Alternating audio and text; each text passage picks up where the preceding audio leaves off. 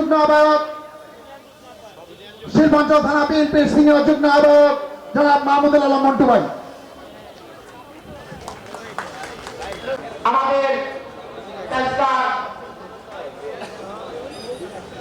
নেতৃত্বে বেগম খালেদা জিয়া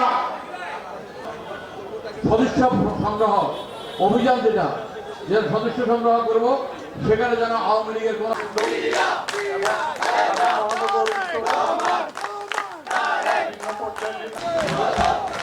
বিসমিল্লাহির রহমানির রহিম। বাংলাদেশ জাতীয়তাবাদী দল তেজগাঁও শিল্পাঞ্চল সম্মেলনে বলেছে আপনাদের নিরাপত্তার জন্য আপনারা ডিবি অফিসে আছেন, আপনাদের নিরাপদ শীর্ষ নেতা সহ শীর্ষ সকল নেতাকে গ্রেপ্তার করেছিল। এই আপনাদের মহানগরের আহ্বায়ক আমিনুল হককে গ্রেপ্তার করেছিল।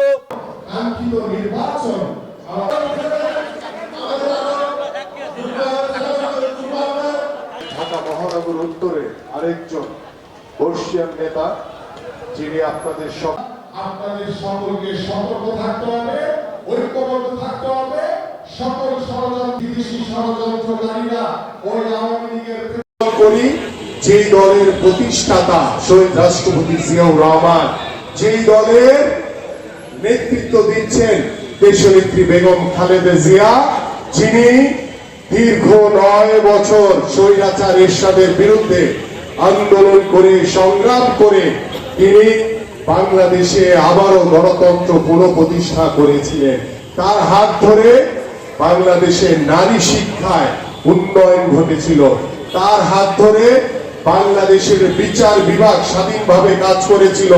তার হাত ধরে আইন বিভাগ স্বাধীনভাবে তার কাজ করেছিল। তার হাত ধরে বাংলাদেশের যুব সমাজে কর্মসংস্থানের ব্যবস্থা হয়েছিল। যার হাত ধরে বাংলাদেশে পরিপূর্ণভাবে বাক স্বাধীনতা প্রতিষ্ঠিত হয়েছিল, গণমাধ্যমের স্বাধীনতা প্রতিষ্ঠিত হয়েছিল। সেই নেত্রীর যে নেতৃত্বে বাংলাদেশ গণতন্ত্র পুনরুদ্ধার করেছিল, আমরা তার নেতৃত্বে দল করি।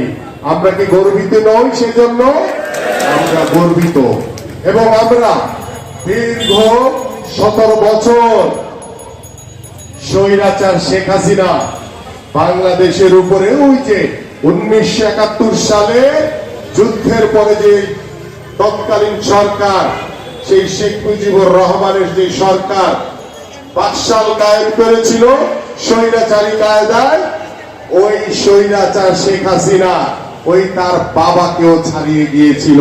ওই স্বৈরাচার ফ্যাসিস্ট উপাধি পেয়ে আজকে সারা বাংলাদেশ সহ সারা বিশ্বের কাছে ঘৃণিত পাত্র হয়ে গেছে। তারা বাংলাদেশে ওই স্বৈরাচার আওয়ামী লীগের আর কোন রাজনীতি করার যোগ্যতা নাই।